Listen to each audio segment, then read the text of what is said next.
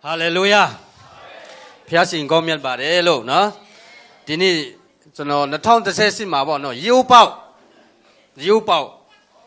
面嘛是嘛，no kepada wenga bu acing ya le dua jam,就atu be jiu den de路喏，第二嘛就change，表来change说啦就路。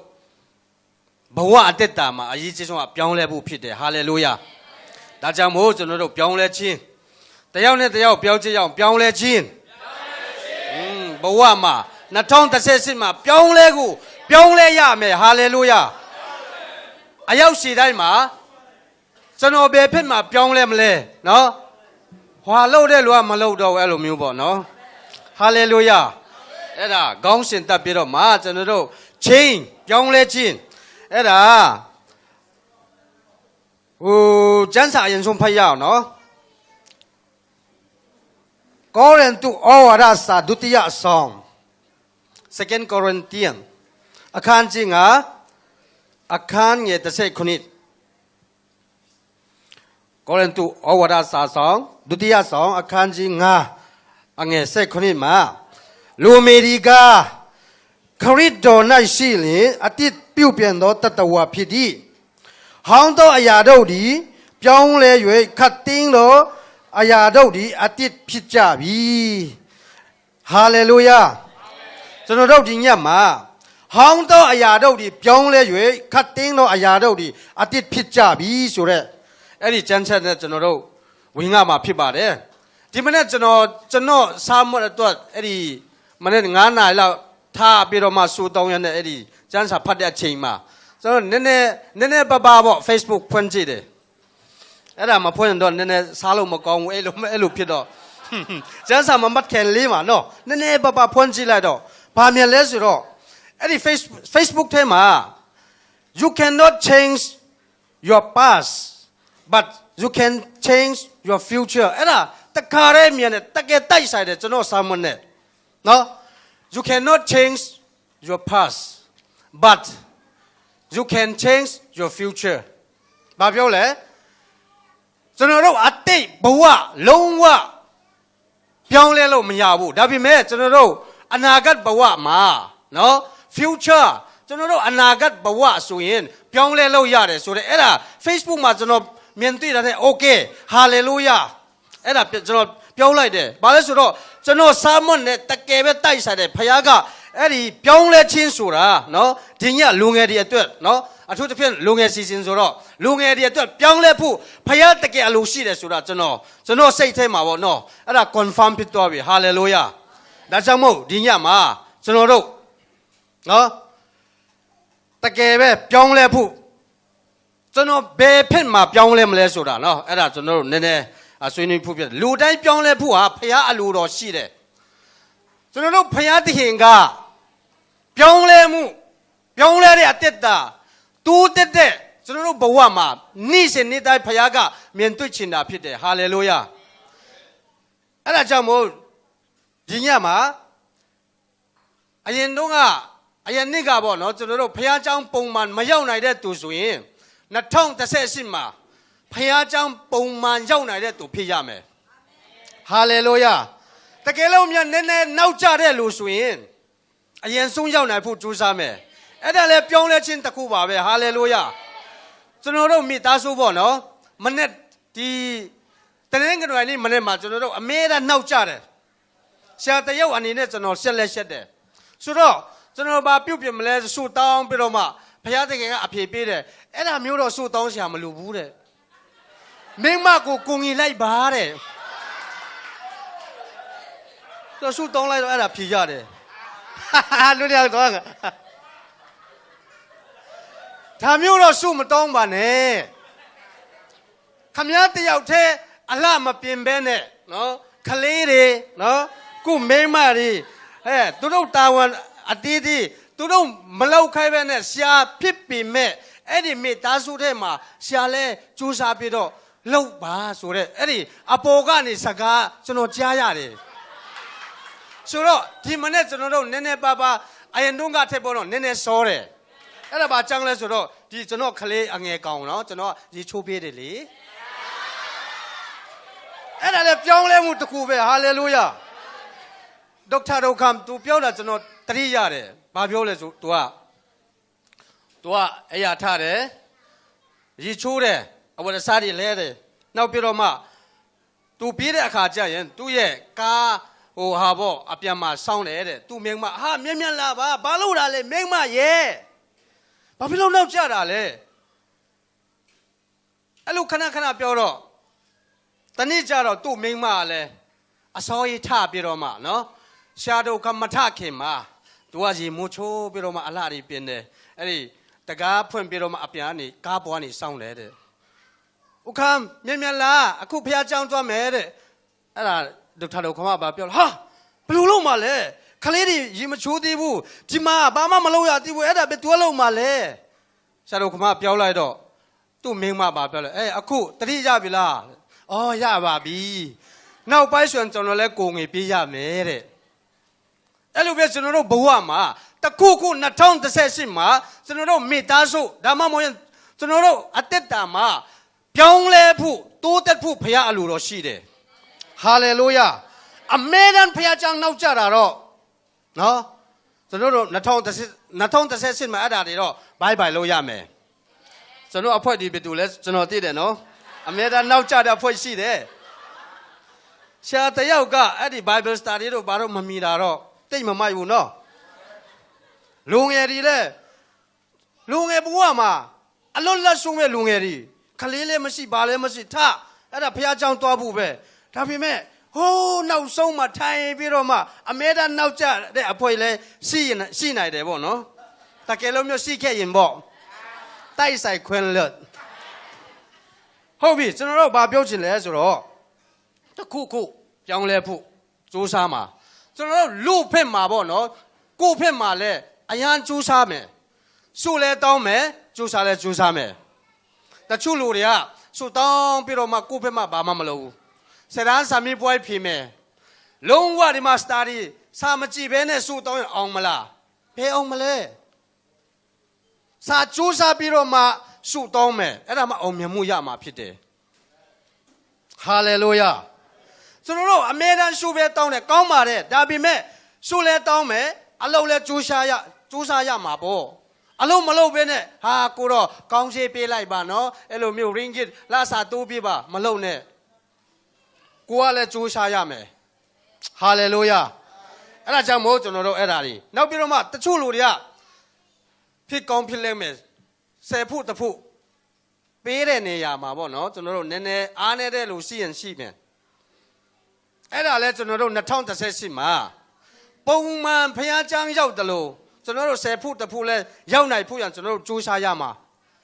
ဟာလေလုယာကျွန်တော်ပြောမယ်ဆယ်ဖို့တစ်ဖို့မှန်ပေးတဲ့နောက်ပိုင်းမှာကျွန်တော်မိသားစုဘဝမှာကောင်းကြီးမင်္ဂလာခံစားရတာအများကြီးပဲ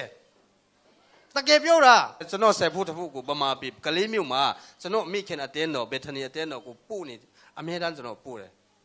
နောက်ပြီးတော့မှကျွန်တော်စဉ်းစားတယ်ဟာဆိုတော့ဒီမှာ what ပြုတ်အစီအဝေးဒီမှာပဲဒါပေမဲ့ကျွန်တော်ဆယ်ဖို့တစ်ဖို့ဟိုမှာပမာပြမှာပို့တယ်ဆိုတာမကောင်းဘူးဆိုတာကျွန်တော်ကအဲ့ဒါသိတယ်ရှာကန်ဘွားလည်းကျွန်တော်ကိုပြောတယ်အဲ့ဒါနောက်ပိုင်းမှာကျွန်တော်ဆယ်ဖို့တစ်ဖို့30ရရင်တစ်ချက်ပေါ့100ရရင်30ပေါ့မှန်ပေးတဲ့အခါအဲ့ဒီနောက်ပိုင်းမှာကောင်းကြီးမင်္ဂလာနော်အခုထိပဲနော်ဖခင်တခင်ကကောင်းကြီးကျွန်တော်တို့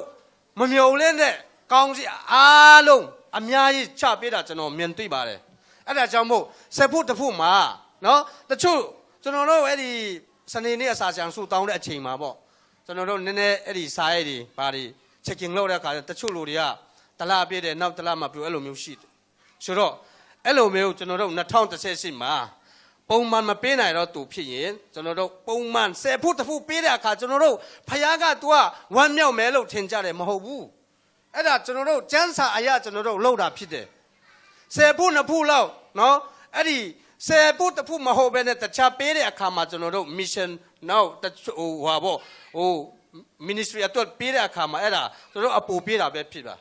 အဲ့ဒါ10ဖို့တစ်ဖို့ဆိုတာပေးကိုပေးရမယ်တချို့လူတွေကအဲ့ဒီကျွန်တော်တို့ပေးတဲ့အခါချင်းဖခင်ကကျွန်တော်တို့ကိုပါလဲအဲ့ဒီပါလဲကျွန်တော်တို့ဘဝအသက်တာမှာ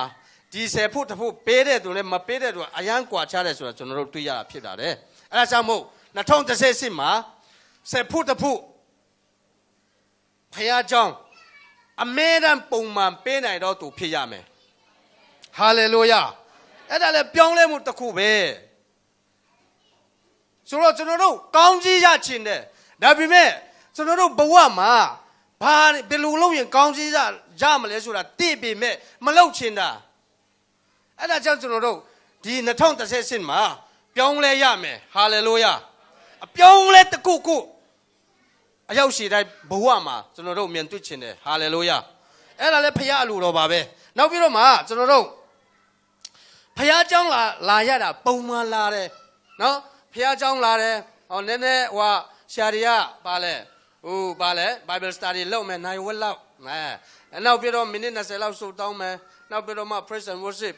ကားတဲ့လူကကမယ်နော်နောက်ကြည့်တဲ့လူကကြည့်မယ်အဲ့လိုမျိုးပုံမှန်မဖြစ်စေချင်ဘူးဟာလေလုယာ2018မှာပြောင်းလဲကိုပြောင်းလဲရမယ်နောက်လူတွေအရှိကိုရောက်ရမယ်ဟာလေလုယာအဲ့ဒါဘုရားလူတော်ပဲအမေရန်ဒီမှာကျွန်တော်တို့ပုံမှန်တလူပဲဒီမှာကားတဲ့လူကအမေရန်သူတို့ကဒါသူတို့ဥစ္စာပဲမဟုတ်အားလုံးဒီမှာဒီရောက်ဖို့ဘုရားလူတော်ရှိတယ်ဟာလေလုယာအဲ့ဒါကြောင့်မို့ကျွန်တော်ပြောချင်တယ်2018မှာနော်ဖခင်လူတော်ရှိရင်ဆရာကြီးကနောက်ဆုံးမှထိုင်မယ်အတင်းတို့ဒီမှာကမယ်အလူတော်ရှိရင်ပေါ့နော်ဟုတ်တယ်ကျွန်တော်တို့ဒီပုံစံနဲ့တိုက်သွားနေတာနော်3-4နှစ်ရှိပြီဆိုတော့ဖခင်တခင်ကတူးတက်ဖို့ပြောင်းလဲဖို့2018မှာနော်အဲ့ဒါကြောင့်မို့ကျွန်တော်တို့အဲ့ဒါလုပ်ရမယ်လောက်ကိုလောက်ရမယ်ပြောင်းလဲစီရမယ်ပုံမှန်နဲ့တိုက်မတွားရဘူးဟာလေလုယာပုံမှန်ဆိုတာပုံမှန်ပဲလေကျွန်တော်တို့ပမာပြောလက်ဖေးတောက်ရင်ဘာတောက်မလဲပုံမှန်ပုံမှန်တောက်လိုက်ပေါ့ချိုးဆိုင်ဆိုချိုးဆိုင်ပေါ့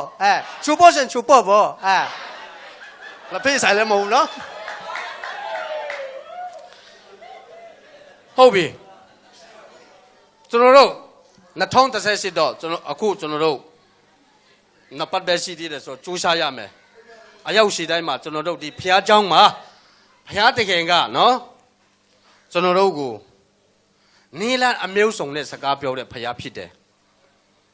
အဲ့ဒါကြောင့်မို့ကျွန်တော်တို့အဲ့ဒါကြိုးစားရမယ်နောက်ပြီးတော့မှလူငယ်ဒီနော်အားပေးခြင်းတဲ့လူငယ်အစီအစဉ်မှာဒီညကျွန်တော်တို့လူငယ်အစီအစဉ်ပဲပေါ့နော်နည်းနည်းဟိုပေါ့အပြောင်းလဲလုပ်ဖို့ကျွန်တော်ဘယ်လိုလဲ idea ပေးခြင်းတယ်ဖြစ်နေရင်ပေါ့နော်ကျွန်တော်တို့ဒီမာရီဇာစကိုဟွာပေါ့ဇာစကိုကုံထိုက်တော့ဆိုကိုတို့နော်ကုံထိုက်သွားရင်ဟို discount ရှိတဲ့အခါကျခဏသွားတဲ့လူကမမြင်မှာပေါ့နော်ကျွန်တော်လူသူတို့ဟိုစားပစ္စည်းဒီမှာဟိုတဘောကဒီမှာဖနတ်ထားတယ်ပေါ့နော်ဒီဘက်ကအဝတ်အစားတွေဟိုဘက်ကပကံတွေဟိုဘက်ကအဲ့လိုမျိုးနောက်တစ်ပတ်ကျွန်တော်တို့ပြန်သွားလို့ရှိရင်သူတို့ကနေရာတွေအပြောင်းအလဲလုပ်တယ်ဟိုဘက်ကပကံထားတယ်ဒီဘက်ကအဝတ်အစားအဲ့လိုမျိုးခဏပြောင်းတယ်ဘာလဲအပါအတိတ်ပဲလဲဆိုတော့ customer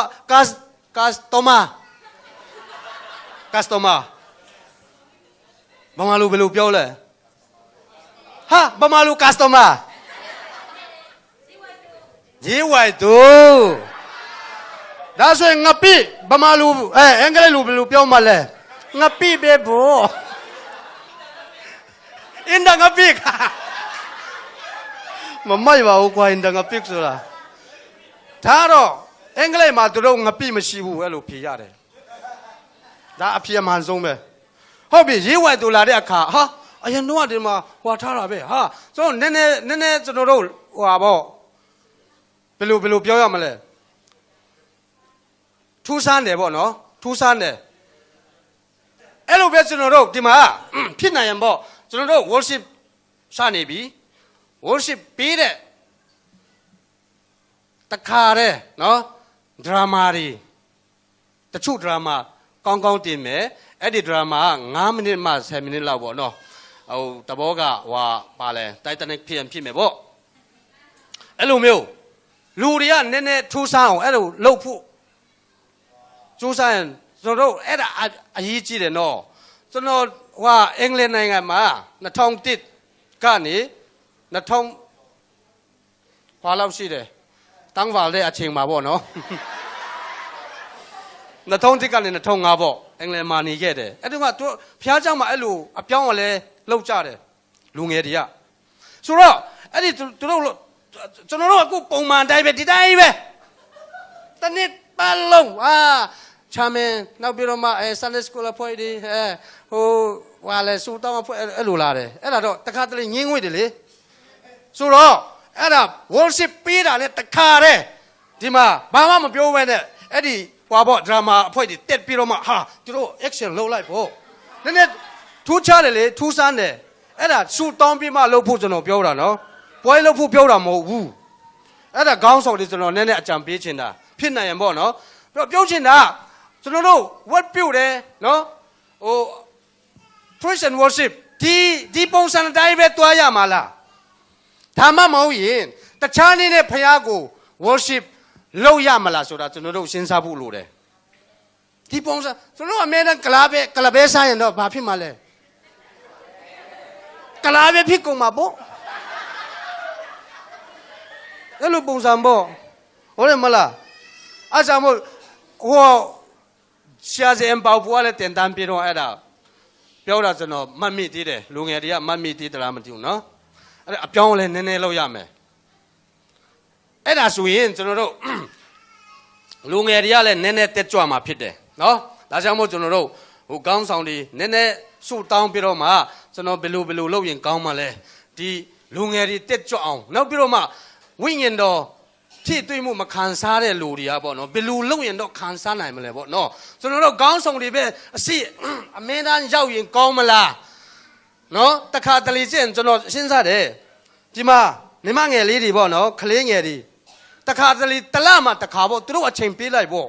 worship သူတို့ကိုလောက်ခိုင်းလိုက်ဒီမှာသူတို့ backup လောက်ခိုင်းလိုက်ပေါ့အဲ့ဒါမကောင်းဘူးလားအဲ့လိုမျိုးပေါ့သူတို့ idea ထုတ်ရတယ်တနေ့လုံးဒီတိုင်းပဲ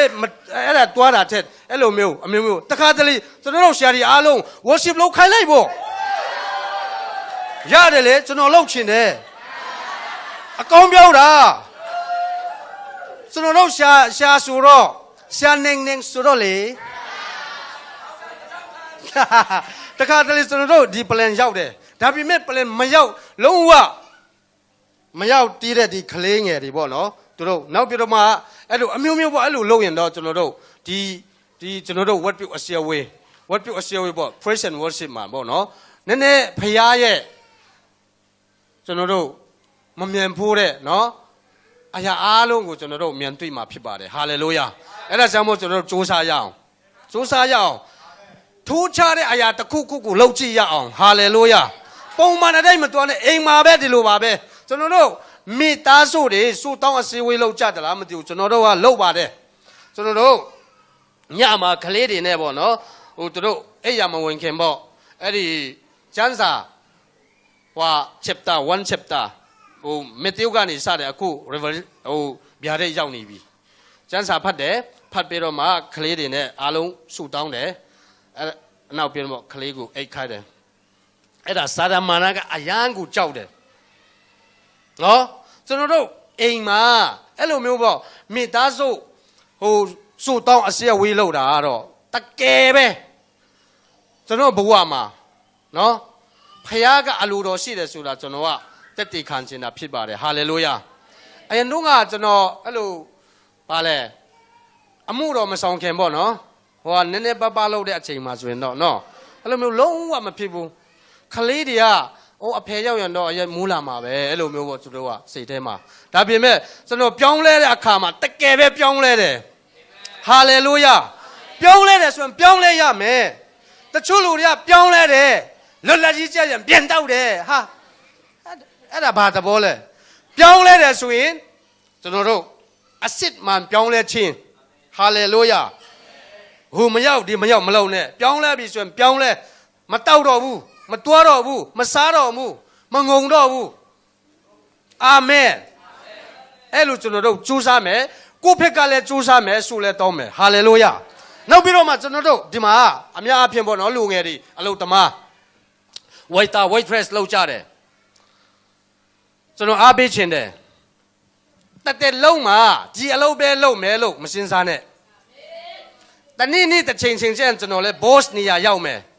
အဲ့လိုမျိုးစိတ်မွေးထားကြပါဟာလေလုယာယူဒလူမျိုးတွေရဲ့သူတို့တွေက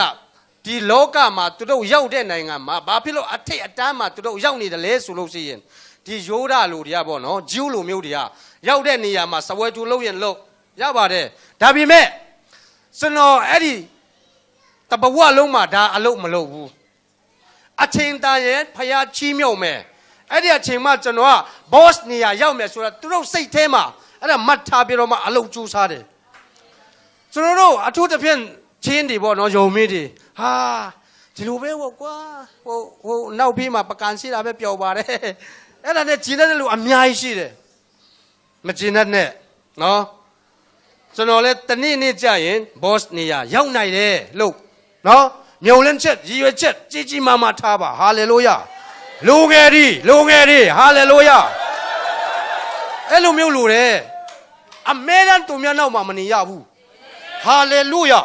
2018မှာသူများရှိမှပေးနိုင်ဖို့ရကျွန်တော်ရှုတောင်းမယ်ကြိုးစားမယ်ကျွန်တော်တခုပြောမယ်ကျမ်းစာထဲမှာမော်ဒီကဲကမာလူမော်ဒီကဲအင်္ဂလိပ်လိုမော်ဒီကိုင်ဂျုံမီလူမော်ဒီကိုင်သူအတက်တာနည်းနည်းကြည့်မယ်ဆိုရင် तू ကပါလေတကားမှုပဲ security သူအလုပ်ကဒါပေမဲ့အဲ့ဒီဟာမန်ဆိုတဲ့စစ်ဗိုလ်ကြီးတယောက်ရှိတယ်အဲ့ဒီ तू ကဒီမှာ security လုပ်တယ်တကားမှုလုပ်တဲ့အခါကျတော့အဲ့ဒီဟိုဘူချုပ်ကြီးနဲ့တခြားလူတွေပေါ့တခြားလူတွားရင်သူ့တငယ်ချင်းတွေကသူ့ကိုစလမ်ပေးကြတယ်လေးပြုတ်ကြတယ်ပေါ့ဒီမော်ရီကလုံးဝသူ့ရှိမှာစလမ်မပေးဘူးအဲ့ဒါဟာမန်ကတကယ်ပဲစိတ်ဆိုးတယ်ဒီကောင်ကတော့ကွာ तू ကတခြားနိုင်ငံကလာတဲ့လူလည်းဖြစ်သေးတယ်ကျွန်တော်ရှိမှာဒိုးလည်းမထောက်ဘူးဘာမှလည်းမလုပ်ဘူးဆိုတော့တနေ့ကျန်ဒီကောင်ကတော့တတ်တေမှာပဲစိတ်ထဲမှာကြံစီတယ်ကြံစီပြီးတော့မှဘာဖြစ်လဲအတူချုံပြောမယ်ဆိုရင်အဲ့ဒီဟာမန်ကဟောပေါ့ဘယင်မင်းကြီးရဲ့မျက်နှာตาရတယ်မျက်နှာตาရပြီးတော့မှတနေ့အဲ့ဒီအက်စတာဟိုဘယင်နေရာရပြီးတဲ့နောက်မှာသူ့မှာအဲ့ဒီအက်စတာကသူတို့ယူရလူမျိုးပေါ့နော်အဲ့ဒီသူတို့နိုင်ငံမှာအကုန်လုံးတတ်တည်ဖို့ကြံစီတယ်နောက်ပြီးတော့မှအဲ့ဒီအကြောင်းနဲ့ဟာမန်ကအဲ့ဒီဘယင်စီတွားတဲ့အချိန်မှာဘာဖြစ်လဲဒီယူရလူတွေကအားလုံးတတ်တည်မယ်ဆိုတာမော်ရီကာကသူ့ကိုတရင်ပြတယ်တရင်ပြတဲ့နောက်ပိုင်းမှာအက်စတာကလည်းဒါဆိုရင်အစာဆောင်ဆုတောင်းကြပါကျွန်တော်လည်းဆုတောင်းမယ်ဆိုပြီးတော့မှနောက်ပိုင်းမှာအတူချုံပြောမယ်ဆိုရင်အဲ့ဒီဟာမန်ကဒီတကားမှု security လုပ်တဲ့မော်ရီကာကိုဟိုတတ်ဖို့ကြံစီတဲ့ဘူချုပ်နာမဟာမန်ကနောက်ဆုံးမှာဘယင်ကသူ့ကိုတတ်ဖို့အမိန့်ပေးလိုက်တယ်အမိန့်ပေးတဲ့အခါကျတော့အဲ့ဒီမော်ရီကာတတ်မဲ့နေရာမှာဟာမန်ကိုအတတ်ခံရတယ်နောက်ပြီးတော့မှဟာမန်မှာရှိတဲ့ပစ္စည်းဥစ္စာအားလုံးဟာမော်ရီကာကိုပေးရလိုက်ရတယ်နောက်ဆုံးမှာမော်ရီကာဘာဖြစ်လဲဆိုတော့ तू ကတတိဖြစ်လာပြီဗောဟာလေလုယာအဲ့ဒါမဖြစ်နိုင်တဲ့အရာပဲဒါပေမဲ့ဖယားနဲ့ဆိုရင်အားလုံးဖြစ်နိုင်တယ်ဟာလေလုယာဟာလေလုယာအထူးသဖြင့်ဒီညလူငယ်တွေကျွန်တော်ခွန်အားပေးခြင်းတယ်ဖယားနဲ့ဆိုရင်အားလုံးဖြစ်နိုင်တယ်မဖြစ်နိုင်ဘူးဆိုတာမရှိဘူး everything is possible with God အဲ့ဒါကြောင့်ကြိုးစားပါစိတ်နဲ့မကြပါနဲ့တနေ့ကျန်ကျွန်တော် boss ဖြစ်လာမယ်ဟိုးကျွန်တော်တို့ချင်းတောင်မှာကျွန်တော်တို့ရွာဖက်မှာ company အကြီးကြီးထောင်ရမယ်အဲ့လိုမျိုးစိတ်မွေးထားပါအမဲတမ်းပကံစီဖို့မရှင်းစားနဲ့ဟာလေလုယာအဲ့ဒါအရေးကြီးတယ်အဲ့ဒါလည်းပြောင်းလဲမှုတစ်ခုပဲဒီမှာကျွန်တော်တို့မော်ရီကဲအတက်တာမှာအဲ့လိုတွေ့ရတယ်ဆိုတော့အဲ့ဒါကျွန်တော်ဒီညမှာပြောင်းလဲကိုပြောင်းလဲရမယ်အရောက်ရှိတာကျွန်တော်တို့ပြောင်းလဲဖို့ဒါကကျွန်တော်တို့ဒီညမှာအရောက်ရှိတဲ့အတွက်နော်စဉ်းစားဖို့ဖြစ်တယ်နောက်ပြီးတော့မှကျွန်တော်တို့ဟိုအတက်တာပြောင်းလဲတဲ့ကျွန်တော်တို့အားလုံးတည်တဲ့ဟိုဇက်ခဲအတက်တာနည်းနည်းကြည့်ရအောင်ရှင်လုကဟိုအခန်းကြီး19ငယ်1ကနေ30အဲ့မှာတွေ့ရတယ်ဇက်ခဲဆိုတာကျွန်တော်တို့အားလုံးသိကြတယ်နော်အရက်တူလားရက်စီလား အရက်စီလားမမီဘူးစီရလို့နဲ့ဘယ်သူလဲသူလည်းမရှိဘဲနဲ့ကွာပေါင်လို့လားဒါကွတ်တိပဲလေကွတ်တိဒွန်ဆိုင်ဒါတဲ့စီရလဲဘာလို့မှလဲမဟုတ်လားဟုတ်တယ်လေမလေးရှားမှာမလူဘူးချင်းတော်မှာဆိုတော့လင်မင်ဘာကန်တော့နည်းနည်းစားရင်ကောင်းတယ်နော်ရခဲအတက်တာမှာကဲသူအတက်တာဘယ်လောက်ပြောင်းလဲလဲဆိုတာသူဟာအယတ်ပို့တယ်အယတ်နှိမ့်တယ်ဒါပေမဲ့သူ့မှာပိုက်ဆံအများကြီးရှိတယ်ချမ်းသာတဲ့လူပေါ့တနည်းအားဖြင့်ချမ်းသာတယ်ဘာလဲဆိုတော့ तू ကအခွန်ကောက်တယ်ဟိုအစိုးရက30စီကောက်ခိုင်းရင် तू က50စီကောက်တယ်အဲ့လိုကောက်လိုက်တော့သူ့မှာပိုက်ဆံတော့ရှိတယ်ပိုက်ဆံအများကြီးရှိတယ်ဒါပေမဲ့ပိုက်ဆံရှိတဲ့လူဟာအဲ့ဒီယေရှုကိုသူ့ယေရှုနဲ့အသက်မရှိဘူးဆိုတဲ့အခါကျတော့သူ့မှာကျင့်တတ်မှုလုံးဝမရှိဘူးဆိုတာကျွန်တော်တို့သိရတယ်ဘာဖြစ်လို့မကျင့်တတ်တာလဲဆိုရင်ဒီကျွန်တော်တို့သူများပြောင်းနေတဲ့ယေရှုခရစ်တော်ဟာဘယ်မှာရှိတယ်လဲကျွန်တော်ဘယ်လိုလုပ်ရင်တော့တွေ့နိုင်မလဲဆိုတာသူ့စိတ်ထဲမှာ तू ကစဉ်းစားတယ်ပိုက်ဆံရှိပြီမဲ့စိတ်ချမ်းသာမှုမရဘူးဆိုတာကျွန်တော်တို့သိဖို့အရေးကြီးတယ်ဟာလေလုယာတချို့လူတွေကငွေရှိမှပိုက်ဆံရှိမှနော်ပိုက်ဆံရှိရင်မျက်နှာကြည့်ဆိုတဲ့တခြင်းရှိတယ်မဟုတ်လားကော်နီဆိုတာဆိုတော့အဲ့ဒီသူ့မှာပိုက်ဆံအများကြီးရှိတယ်ဒါပေမဲ့စိတ်ထဲမှာတော့အဲ့ဒီယေရှုကိုတန်းတာတယ်တန်းတာပြီးတော့မှသူများထဲမှာ तू ကမမြင်နိုင်ဘူးဆိုတော့ तू ကယေရှုသူ့ကိုယ်တိုင်မြင်နိုင်ဖို့ရန်သူ့ဟာနဲ့ तू အကျဉ်ထုတ်တယ်အဲ့ဒါအရေးကြီးတယ်နော်ဒီဖျားเจ้าမှာဒါမှမဟုတ်ရင်ခိုးစိတ်ကမ်ပိန်းတခုခုမှာကျွန်တော်တို့တကယ်ဘောနဂင်မရနိုင်ဘူးဆိုရင်ယေရှုမတွေ့နိုင်ဘူးဆိုရင်ကိုဟာနဲ့ကိုအကျဉ်ထုတ်ပြီးတော့မှယေရှုဘယ်လိုလုပ်ရင်ဘယ်နည်းနဲ့ကျွန်တော်ယေရှုတွေ့နိုင်မလဲဆိုတာစဉ်းစားဖို့လိုတယ်ဟာလေလုယာဒီမှာထိုင်နေရင်လည်းဘာမှဖြစ်ဘူးကားတဲ့လူကကမှာပဲခမည်းပြောင်းလဲချင်တယ်ဆိုရင်2018မှာကိုဟာနဲ့ကိုအဲ့ဒီယေရှုကိုရှာဖို့ဖြစ်တယ်ဟာလေလုယာဇေခဲဘယ်လိုရှာလဲအော်ကျွန်တော်အရက်ပူတွားနဲ့သူတီးတယ်လေဆိုတော့ तू ကယေရှုလာမဲ့လမ်းမှာတဲ့နော်ကျမ်းစာထဲမှာယေရှုကဘယ်ဖက်မှာလာမလဲဘယ်ဖက်ကိုဦးတင်မလဲဆိုတာ तू ကသိတယ်နော်နိုင်ဖက်မှာမတွားဘူး7-Eleven အဲ့ဒီဖက်မှာယေရှုကမတွားဘူး तू တွားမဲ့လမ်းမှာဒီတဖန်းပေါ်မှာ तू ကစောင်းနေတယ်အဲ့ဒီကျမ်းသက်ပုဂ္ဂိုလ်ကဘယ်လိုမတန်းတင်လဲဆိုတော့အဲ့ဒီဟိုအပင်ပေါ်မှာ तू ကပုံထားတယ်တဲ့ဘာဖြစ်လို့လဲဆိုတော့ तू ကလူကြီးဆိုတော့အဲ့ဒီတစ်ပင်ပေါ်မှာနော်ဒီလူကြီးတယောက်ကအပင်ပေါ်မှာထိုင်နေတယ်ဆိုတာဆက်ဆရာပဲဆိုတော့ तू ကဆက်တယ်အဲ့ဒီအရွတ်တင်နဲ့နော်သူ့ဟာနဲ့ तू ကားတယ်နောက်ပြီးတော့တပည့်တော်တွေကလာတယ်တပည့်တော်ကသူ့ကိုကြော်ဖြတ်လိုက်ပြီဒါပေမဲ့တပည့်တော်ကလာတယ်မတွေ့ဘူးဒါပေမဲ့ခရစ်တော်ယေရှုလာတဲ့အချိန်မှာဟူမာဇေခဲနော်ဇေခဲထားပါတော့အပေါ်မှာဟေးဟယ်လိုသူကယေရှုရောက်တဲ့အခါကျတော့ကြည့်လည်းမကြည့်ဘူးဒါပေမဲ့အယံယေရှုကိုမြင်ချင်တဲ့စိတ်နဲ့တန်တာတဲ့စိတ်နဲ့ယေရှုကိုအမဲတမ်းစောင့်နေတယ်ဆိုတော့ယေရှုကတည်တယ်အရင်တော့ကလုံးဝမတည်ဘူးတဲ့မတွေ့ဘူးတဲ့ရေခဲဟာသူ့ရဲ့အောက်ရောက်တဲ့အခါခရစ်တော်ကပါပြောလဲသူ့နာမည်နဲ့ခေါ်တယ်ဟာလေလုယာသူ့နာမည်နဲ့ခေါ်တယ်မြင်ဆင်းလာခဲ့ပါခမည်းအိမ်မှာကျွန်တော်ဒီညတဲမယ်လို့အဲ့ဒီခရစ်တော်ကဘာဖြစ်လို့အဲ့ဒီရေခဲကိုတွေ့တယ်လဲဘာဖြစ်လို့အဲ့ဒီရေခဲကိုသူ့အိမ်မှာတဲချင်တယ်လဲဆိုလို့ရှိရင်ရေခဲကသူ့ရဲ့စိတ်နှလုံးအကျွမ်းမဲ့ခရစ်တော်ကိုတွေ့ချင်တယ်ဒီ2018မှာနော်မိသားစုထဲမှာမပြောင်းလဲတည်တဲ့လူတယောက်ရှိခဲ့ရင်ကို့အဖေအမေလည်းဖြစ်နိုင်တယ်နော်ညီကိုမောင်နှမလည်းဖြစ်နိုင်တယ်မပြောင်းလဲတည်တဲ့လူတယောက်ရှိခဲ့ရင်ယေရှုကိုခေါ်ပါယေရှုကနော်သူများကခမည်းကိုကြော်ရင်ကြော်နိုင်တယ်ဒါပေမဲ့အဲ့ဒီခရစ်တော်ယေရှုကဘယ်တော့မှကျွန်တော်ကိုစွန့်မပစ်ထားတဲ့ယေရှုခရစ်ဖြစ်တယ်အဲ့ဒါဘာဖြစ်လဲသူ့အိမ်မှာတဲတဲ့အခါကျရင် तू ကကဲတဲ့ချင်းတရားဟောတာမဟုတ်ဘူးအဲ့ဒါအိမ်မှာတခါတည်းတဲတာနဲ့အားလုံးကဘဝပြောင်းလဲလာပြီဖြစ်တယ်ဟာလေလုယာယေရှုတဲတဲ့အိမ်မှာတရားဟောစရာလည်းမလိုဘူးတဲတာနဲ့တခါတည်း तू ကဘာပြောလဲသူမြတ်ဥစ္စာယူမိရင်လေးစားရောမယ် အဲ့လိုပြောင်းလဲမှုဆိုတာခရစ်တော်ဟာသူ့ရဲ့အိမ်ထဲမှာဝန်တာတဲ့တခါတဲ့ပြောင်းလဲခြင်းအဲ့မှာမိသားစုအားလုံးပြောင်းလဲတယ်ဆိုတာကျွန်တော်တို့တွေ့ရတာဖြစ်ပါတယ်ဆိုတော့ဒီညမှာကျွန်တော်ပြောချင်တယ်2018မှာကိုယ့်ရဲ့မိသားစုထဲမှာ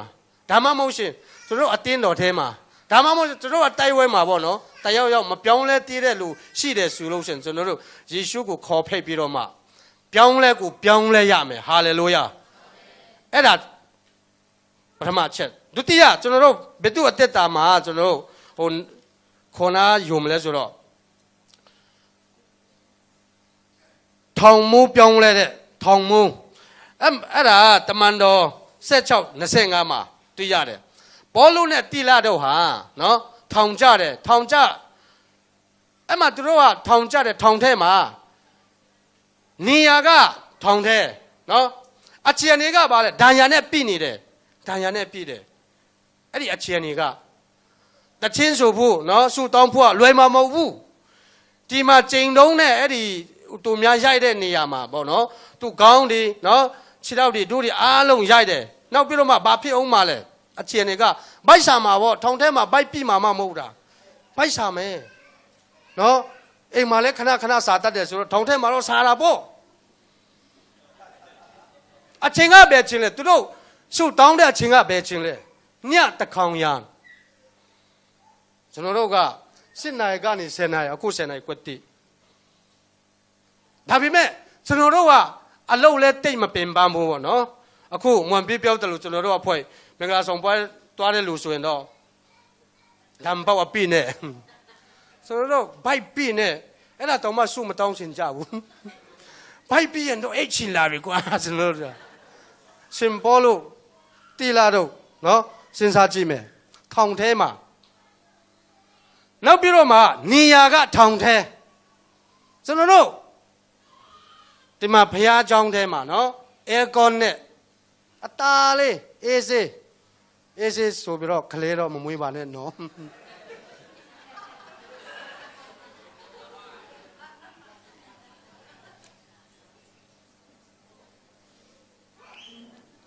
ကျွန်တော်တို့စဉ်းစားမယ်ရှင်ဘောလုံးနဲ့တိလာဟာသူတို့ကတော့နော်ထောင်ထဲရောက်တယ်ဘယ်အခြေအနေပဲရောက်ဘယ်နေရာပဲရောက်ဖယားကိုပဲသူတို့ချီးမွမ်းတယ်ဟာလေလုယာဖယားချီးမွမ်းတယ်ရှုတောင်းတယ်အဲ့ဒါနဲ့ဘာဖြစ်လဲရှုတောင်းတဲ့အခါမှာအဲ့ဒီတကားတွေနော်ကျမ်းစာကဘယ်လိုပြောလဲငလျင်လှုပ်ပြီးတော့မှတကားတွေအကုန်လုံးဖွင့်တယ်ထောင်ကြတဲ့လူကထွက်ပြေးဖို့စဉ်းစားတယ်အဲ့ဒါထောင်မိုးကအော်ဒီအားလုံးကထွက်ပြေးသွားပြီဗောကျွန်တော်ကိုတတ်မြတ်ဆက်ကျွန်တော်ကိုဟာနဲ့ကိုတတ်တည်မယ်ဆိုသူ့ဓာတ်ထုတ်ပြီးတော့မှတတ်ဖို့လှုပ်တဲ့အချိန်မှာရှင်ဘောလုကပါပြောတော့ဟေးထောင်မိုးမလှုပ်ပါနဲ့ဒီမှာလူအားလုံးစုံပြီတဲ့အဲ့ဒါအော်တယ်နော်လူအားလုံးစုံပြီဘာမှမလုပ်နဲ့ဒီမှာသူတို့ထောင်ကြတယ်သူတို့ကလွတ်ဖို့အဆူတောင်းတာမဟုတ်ဘူးဒါပေမဲ့ဖယားချီးမွမ်းတဲ့အခါမှာသူတို့ဘာလိုရလဲထောင်ကြတဲ့လူကလွတ်မြောက်ဖို့လိုအပ်တာဗောအဲ့ဒါသူတို့ချီးမွမ်းတယ်ဆူတောင်းတဲ့အခါဖယားကသူတို့လူချင်းတာလိုအပ်တာတိလို့ထောင်တကားကိုဖွင့်ပြတာဖြစ်တယ်ဟာလေလုယာမိတ်ဆွေချစ်တော်နေကိုမောင်နှမဒီညမှာအားပေးခြင်းတယ်ဘယ်အခြေအနေပဲရောက်2018မှာဖယားကိုချီးမွမ်းပါဆူတောင်းပါစိတ်နဲ့မကြပါနဲ့အစံပီတဲ့အချိန်မှာလဲဆူတောင်းပါအစံမပီရင်လဲဆူတောင်းပါချီးမွမ်းပါဖယားရဲ့လက်တော်မြင်တွေ့မယ်ဖြစ်ပါတယ်ဟာလေလုယာဒါကြောင့်မို့ကျွန်တော်ဒီညမှာအသက်တာအတီးတီးမှာနော်တယောက်နဲ့တယောက်ကတော့မတူကြဘူးဒီမလေးရှားမှာကျွန်တော်တို့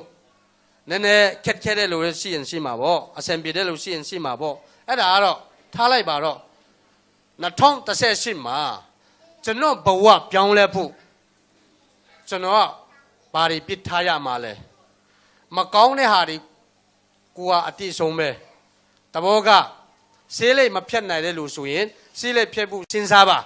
စဉ်းစားပြီးတော့မှစုလဲတောင်းပါကျူးလဲကျူးစားပါဖြတ်လဲတကယ်ဖြတ်ဖို့ဆုံးဖြတ်ထားပါအာမင်ဆုံးဖြတ်ဖို့အရေးကြီးတယ်ကျွန်တော်လည်းဆေးလိပ်တောက်ဘူးတယ် အကုန်လုံးခိုင်နီဘုံဘမ်ဒီဘုံဖေးဒီအိန္ဒိယကလာတဲ့ဆိုအကုန်ချတယ်လေမချတာတခုမှမရှိဘူးဒါပေမဲ့ဆူတောင်းတယ်လွယ်တော့မလွယ်ဘူးဆူတောင်းတယ်နံပါတ်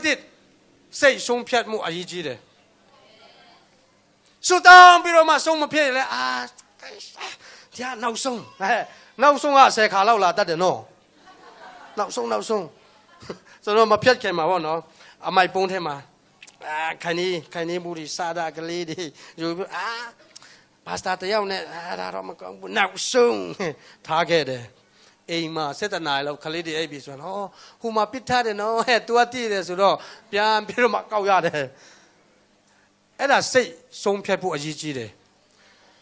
ဘဝမှာတိုးတက်ချင်တယ်ဖယားနဲ့နော်ကို့ဘဝမှာသူများလို့ကောင်းကြီးခံစားချင်တယ်ဆိုလို့ရှိရင်ကျွန်တော်တို့ကဆုံးဖြတ်ရမယ်ဘာကိုပစ်ထားရမလဲနော်ပြောင်းလဲမှုကျွန်တော်ဘဝမှာအရေးကြီးဆုံးကျွန်တော်ပြောင်းလဲဖို့ပါလဲဆိုတာကျွန်တော်တို့စဉ်းစားဖို့ဒီညမှာတိုက်တွန်းလို့တယ်ဟာလေလုယာဒါကြောင့်မို့ပုံမှန်မဖြစ်ရဘူး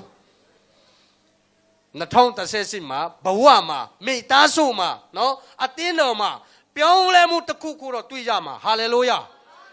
အဲ့ဒီအတွက်ကျွန်တော်တို့အားလုံးမှတ်သားရပြတော့ဆုတောင်းမယ်